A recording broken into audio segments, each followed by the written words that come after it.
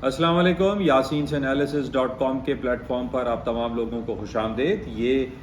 YouTube channel NI on market का ही हिस्सा है। इसके अलावा आपको इस प्लेटफॉर्म पर मुख्तलिफ उर्दू तहरीरें और मार्केट के ऊपर या नीचे जाने की जो वजूहात हैं वो बयान की जाती हैं, और कोशिश की जाती है कि आप अपने प्लेटफॉर्म को, आप अपने पोर्टफोलियो को बेहतर तौर पर मैनेज करने के हवाले से इस प्लेटफॉर्म को बेहतर तौर पर इस्तेमाल कर सकें और इसका इस्तेफादा हासिल कर सकें।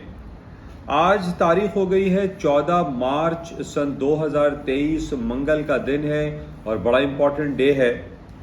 और पिछले 4-5 दिनों से हमारे पास जो सबसे बड़ी खबर चल रही है जिसने पूरी दुनिया की स्टॉक मार्केट को रेटल डाउन किया हुआ है, और वो दो खबरें हैं। अमेरिका का एक बड़ा बैंक जो कि 16th लार्जेस्ट, बहुत बड़ा बैंक तो हम नहीं कह सकते, 16th largest bank SV bank यानी सिलिकॉन वैली बैंक के कोलैप्स होने की खबरें, और इसके अलावा दूसरा बैंक जो सिग्नेचर बैंक है, ये अमेरिका की तारीख में, यानी अगर हम 15 साल की तारीख देखते हैं तो 15 सालों में ये 3 बैंक अमेरिका में कोलैप्स हो गए। इससे पहले 2008 में हमने देखा कि लेमन ब्रदर्स, अमेरिका का one of the biggest bank था, वो कोलैप्स हो गया, जिसकी वजह से उस जमाने में मार्केटें काफ़ी डाउनफॉल का शिकार हुई। लेकिन अमेरिका ने डिफरेंट रेगुलेशंस को अडॉप्ट किया। फेडरल रिजर्व बैंक उसके अंदर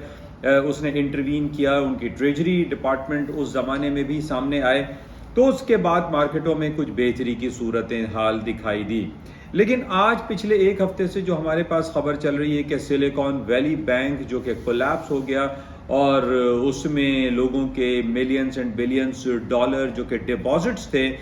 वो एक स्टेक पर आ गए, खतरनाक हालात क्रिएट हो गए। और इसके बाद ही फौरन हमारे पास खबर आई कि जनाब सेकंड सिग्नेचर बैंक जो कि 15 साल की तारीख में अमेरिका का तीसरा बैंक डिफॉल्ट हो गया, कोलैप्स हो गया, जिसकी वजह से पूरी दुनिया की स्टॉक मार्केटों ने इसको बहुत ज्यादा नेगेटिव लिया।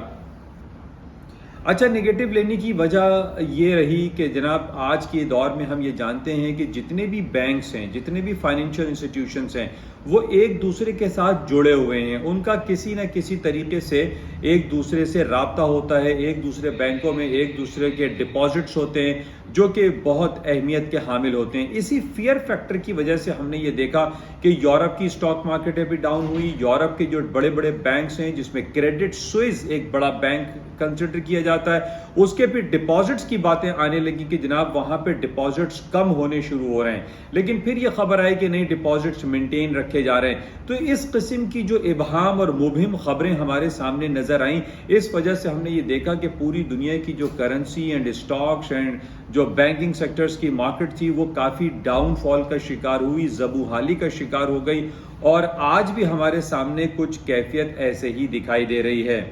सिग्नेचर बैंक और सिलिकॉन वैली बैंक के कोलैप्स होने के बाद हमने ये भी देखा कि बड़े बड़े इदारे, अमेरिका का फेडरल रिजर्व बैंक भी सामने आ गया, अमेरिका के प्रेसिडेंट मिस्टर जो बाइडेन साहब भी सामने आए, अमेरिका की ट्रेजरी डिपार्टमेंट और अमेरिका की जो इंश्योरेंस कॉरपोरेशंस हैं वो भी सामने आ गए। और उन सब ने इस बात का इयादा किया कि इन हालात को बेहतर करने की भरपूर कोशिश की जाएगी, और सिलिकॉन वैली बैंक और सिग्नेचर बैंक के डिफरेंट जो आर्म्स हैं, वो चाहे लंदन बैंक में हो या हांगकांग शंघाई बैंक में हो, उन्होंने इसको सपोर्ट करने की बात की।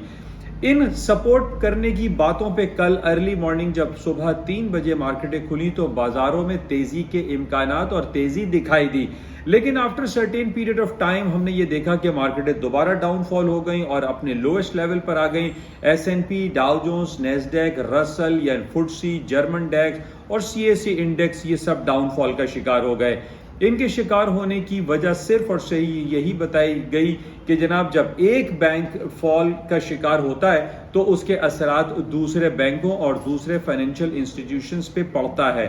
इस वजह से कल हमने देखा कि मिस्टर जो बाइडेन साहब फ्रंट पे आए और उन्होंने डिफरेंट न्यू रेगुलेशंस की बात की कि बैंकिंग सेक्टर्स को बचाने के लिए एक नए रेगुलेशंस का जो कानून पास करना है वो जरूरी है। लेकिन हमने ये भी देखा कि इसके साथ कांग्रेस, जो अमेरिका की सेनेट और हाउस ऑफ रिप्रेजेंटेटिव का मर्ज कहलाती है, दैट इज कांग्रेस, वहां पे हमें ये सुनाई दिया कि कांग्रेस इस नए रूल्स एंड रेगुलेशंस को पास करने में कोई ज्यादा दिलचस्पी नहीं ले रही। तो تو اس وجہ سے ہمیں یہ دکھائی دے رہا ہے کہ ایک بڑا ابہام اور مبہم والی سچویشن جب کہیں کریٹ ہوتی ہے تو مارکیٹیں اس کو نیگیٹولی لیتی ہیں، اور اسی وجہ سے اسٹاک مارکیٹیں آج بھی،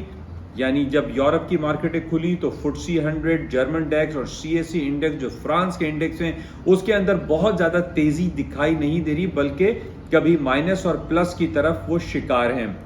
اس کی وجہ آج ہم یہ کہہ سکتے ہیں کہ آج شام کو پاکستانی وقت کے مطابق 5:30 بجے امریکہ کی one of the biggest report, جس کو ہم کنزیومر پرائس انڈیکس، افراط زر یا مہنگائی کی شرح کے حوالے سے ایک بہت بڑا بیرومیٹر کنسیڈر کرتے ہیں، اس کی آج رپورٹ شائع ہوگی، اس کے اعداد و شمار آئیں گے، اور اس اعداد و شمار جو ابھی ہمارے پاس فور کاسٹ آ رہی ہے وہ نسبتاً کم دکھائی دے رہی ہے۔ اچھا، اب یہ CPI کے نمبرز جب کم آنے کی باتیں ہم کرتے ہیں تو یہاں پر یہ انڈیکیشنز ہمیں ملنے شروع ہو جاتے ہیں کہ امریکہ آئندہ اپنے انٹرسٹ ریٹ میں اضافہ نہیں کرے گا، یا کافی دنوں سے یہ بات چل رہی تھی کہ انٹرسٹ ریٹ بڑھایا جائے گا لیکن کم بڑھایا جائے گا۔ لیکن آج ہمارے پاس یہ جو رپورٹس آ رہی ہیں because of after the collapse of silicon valley bank اور سگنیچر بینک کے بعد یہ باتیں سامنے آ رہی ہیں، زد عام ہو رہی ہیں کہ جناب امریکہ آئندہ اپنے انٹرسٹ ریٹ میں اضافہ مائٹ پاسبل نہیں کرے گا۔ جیسے کہ کل یا پرسوں ہم نے دیکھا کہ بینک آف کینیڈا نے اپنے انٹرسٹ ریٹ 4.5% پہ انٹیکٹ رکھا، کسی قسم کی کوئی تبدیلی نہیں لائے، اور بینک آف کینیڈا نے اپنے انٹرسٹ ریٹ میں کوئی اضافہ نہیں کیا۔ اچھا، اب کوئی اضافہ نہ کرنے کی وجہ دو نظر آ رہی ہیں، ایک تو سلیکان اینڈ سگنیچر بینک کا کولیپس ہونا، اور فائنینشیل سیکٹر میں جو ایک فیئر فیکٹر انوالو ہو گیا بازاروں میں، اس کی وجہ سے بھی مائٹ پاسبل کہ اب انٹرسٹ ریٹ فی الحال پاز کر دیا جائے، نہ بڑھایا جائے۔ اور دوسری طرف ہم یہ دیکھ رہے ہیں کہ جو کنزیومر پرائس کے جو نمبرز ہیں وہ کم آ رہے ہیں، اینڈ پلس آپ یہ دیکھیں ایک ہفتے 10 دن سے جو پیٹرول اور کروڈ آئل اور انرجی سیکٹر کی پرائسز ہیں وہ ایک انٹیکٹ کا شکار ہیں، ایک رکی ہوئی ہے 74، 73، 75 ڈالر پر مارکیٹ اسٹک ہو گئی ہے، یا میکسیمم 78 یا 77 ڈالر تک آئے۔ تو یہ 4 سے 5 ڈالر کے درمیان جب ہم پیٹرول کی پرائسز یا انرجی سیکٹر کی پرائسز دیکھ رہے ہیں کہ مارکیٹ رینج باؤنڈ ہے، تو یہاں سے ہمیں یہ انڈیکیشنز ملتی ہیں کہ انٹرسٹ ریٹ ابھی فی الحال نہیں بڑھایا جائے گا، بیکاز کہ پیٹرول اور انرجی سیکٹر کی پرائسز میں بھی کوئی خاطر خواہ اضافہ نہیں ہو رہا، اینڈ پلس CPI کے نمبرز بھی کم دکھائی دے رہے ہیں، اینڈ تھرڈلی یہ ہے کہ جو سگنیچر بینک اور سلیکان ویلی بینک کو لیپس ہونے کی خبریں ہمارے پاس آئی ہیں، اس وجہ سے ایک فیئر فیکٹر کو روکنے کے لیے آج پاسبل یہ ہے کہ جب CPI کے نمبر کم آئیں تو یہ باتیں زد عام ہونا شروع ہو جائیں کہ 22 مارچ کو جو امریکہ کے فیڈرل ریزرو بینک کی میٹنگ ہے اس میں وہ انٹرسٹ ریٹ نہ بڑھائے۔ تو ان بیسس پہ آج جو پریڈکشن ہے، آج on the basis of these all factual grounds دکھائی دے رہا ہے کرنسی مارکیٹ میں تیزی آ سکتی ہے، euro, sterling, Swiss franc, Japanese yen and even in gold and silver کی پرائسز میں تیزی کے امکانات موجود رہیں گے، بیکاز کہ 5:30 بجے جو رپورٹ آئے گی اس کے اعداد و شمار کم شو کیے جائیں گے۔ تو بہرحال اس کو ہم چیک میں رکھیں گے اور آج 5:30 بغور اس کا جائزہ لیں گے کہ کیا کچھ ہوتا ہے اور بازاروں میں کیا کچھ نہیں ہو سکتا۔ بہرحال یہ امپورٹنٹ خبریں آپ کے ساتھ شیئر کی گئی ہیں، لیکن یہ بات میں دوبارہ دہرا دوں، جس طریقے سے لیمن برادر 2008 میں کولیپس ہوا تھا اور امریکہ کے ڈیفرنٹ ایجنسیز فرنٹ پہ آ گئی تھیں، آج بھی ہمارے سامنے یہی خبر آ رہی ہے کہ امریکہ کا فیڈرل ریزرو بینک، امریکہ کی ٹریجری، مسٹر جو بائیڈن، یہ سب فرنٹ لائن پر آ گئے اور امریکہ کے حالات اور امریکہ کی اسٹاک مارکیٹ کو کولیپس ہونے سے بچانے کی بھرپور کوششیں کر رہے ہیں۔ اچھا، ایک بات اور بھی آپ ذہن میں رکھیے کہ یہ جو بینکس ہیں،